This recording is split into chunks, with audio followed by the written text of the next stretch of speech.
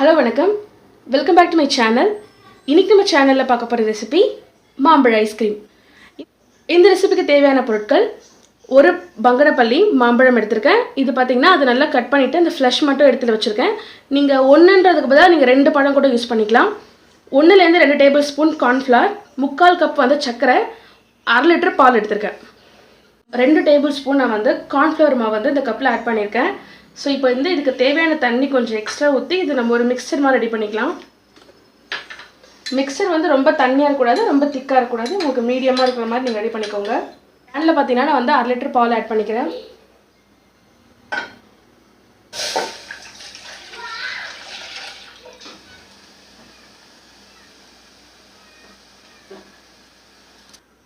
So உங்களுக்கு இந்த மாதிரி நல்லா கொதிக்கும் போது நம்ம வந்து வச்சுருக்க 3/4 கப் சர்க்கரை வந்து இதில் ஆட் பண்ணிக்கலாம். ஆட் பண்ணிட்டு நல்லா அதை கிளறி விட்டுக்கணும். இது மாதிரி நல்லா நல்லா பொங்கி வரும்போது இந்த கார்ன்ஃப்ளவர் மிக்சர் அதை வந்து நம்ம உள்ளே ஆட் பண்ணிக்கலாம். இப்போ பார்த்தீங்கன்னா பால் நல்லா கொதிச்சிருக்கு. நம்ம கார்ன்ஃப்ளவர் உள்ளே ஆட் பண்ணதுனால உங்களுக்கு அந்த பால் பார்த்தீங்கன்னா கொஞ்சம் திக்காக அது மாதிரி இருக்கும்.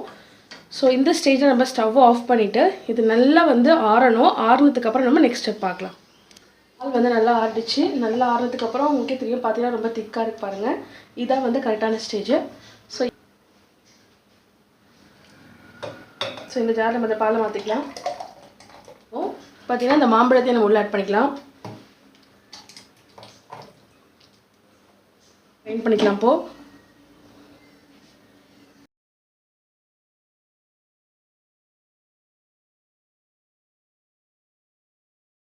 இப்போ பார்த்தீங்கன்னா அந்த மிக்சர் வந்து நம்ம ஃபஸ்ட்டு அரைச்சாச்சு. இதில் பார்த்தீங்கன்னா அந்த பல்ப் வந்து உங்களுக்கு இன்னும் சரியாக அரையாமல் இருக்கும். ஸோ இது என்ன பண்ணு பார்த்தீங்கன்னா நீங்கள் ஃபஸ்ட்டு கொஞ்சம் ஃப்ரீஸ் பண்ணிவிட்டு அதுக்கப்புறம் நீங்கள் மறுபடியும் அரைச்சிங்கன்னா உங்களுக்கு அந்த டெக்ஸ்சர் வந்து ரொம்ப நல்லாயிருக்கும். ஸோ அந்த ஐஸ்கிரீம் வந்து நல்லா ஸ்மூத்தாக கிடைக்கும் உங்களுக்கு.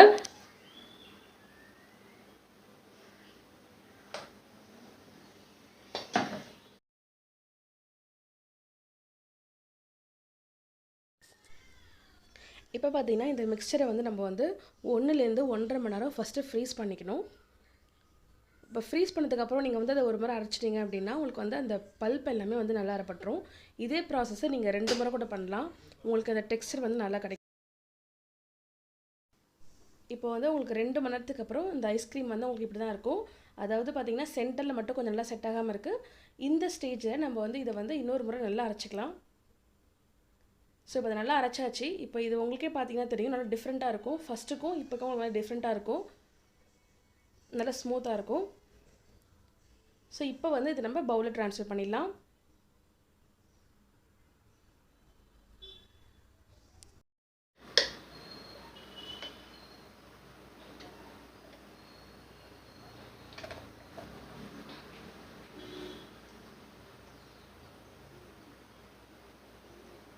ஸோ ஃப்ரீசரில் எவ்வளோ நேரம் வைக்கணும் அப்படின்னு பார்த்தீங்கன்னா கிட்டத்தட்ட ஒரு 8லேருந்து 9 மணி நேரம் நீங்கள் வச்சிங்கன்னா அப்படின்னா உங்களுக்கு வந்து கரெக்டான பர்ஃபெக்டான உங்களுக்கு ஐஸ்கிரீம் வந்து உங்களுக்கு கிடச்சிடும். ஸோ இந்த ரெசிபி வந்து நீங்கள் வந்து ஈவினிங் ஸ்டார்ட் பண்ணிங்க அப்படின்னா உங்களுக்கு அடுத்த நாள் மதியம் வந்து நீங்கள் சாப்பிட்றதுக்கு உங்களுக்கு ஈஸியாக இருக்கும். ஸோ டைம் அதுக்கேற்ற மாதிரி நீங்கள் மேனேஜ் பண்ணி நீங்கள் ஈஸியாக பண்ணிடலாம். ஸோ நம்ம இப்போ ஃப்ரீசரில் வச்சிடலாம். ஸோ இப்போ பார்த்தீங்கன்னா ஃப்ரீசர்லேருந்து நம்ம ஐஸ்கிரீம் வெளியே எடுத்தாச்சு. கிட்டத்தட்ட பார்த்தீங்கன்னா 9 மணி நேரம் எனக்கு ஆகிடுச்சு. ஸோ இப்போ நம்ம இதை ஓப்பன் பண்ணி பார்க்கலாம். பாருங்கள், உங்களுக்கு வந்து ஃபுல்லாக நல்லா வந்து செட் ஆகிருக்கு ஐஸ்கிரீமு. ஸோ இதை இப்போ நம்ம வந்து இதுலேருந்து வெளியே எடுத்துடலாம் ஐஸ்கிரீமை.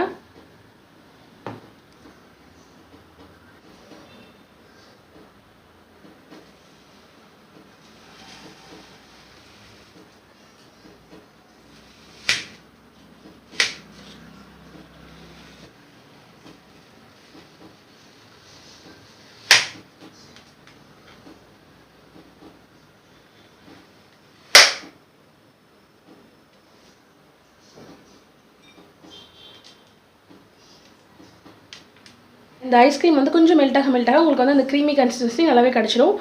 ஸோ இந்த சம்மரில் பார்த்தீங்கன்னா நிறைய மாம்பழம் கிடைக்கும். ஸோ அந்த மாம்பழத்தை வச்சு நீங்கள் இந்த மாதிரி ஐஸ்கிரீம் வந்து ரொம்ப ஈஸியாக வீட்டிலே பண்ணிடலாம். கண்டிப்பாக இந்த ரெசிபி வீட்டில் ட்ரை பண்ணி பாருங்கள். ட்ரை பண்ணி பார்த்துட்டு எப்படி வந்திருக்கு அப்படின்றத மறக்காமல் எனக்கு கமெண்ட்ஸில் சொல்லுங்கள். தேங்க்ஸ் ஃபார் வாட்சிங்.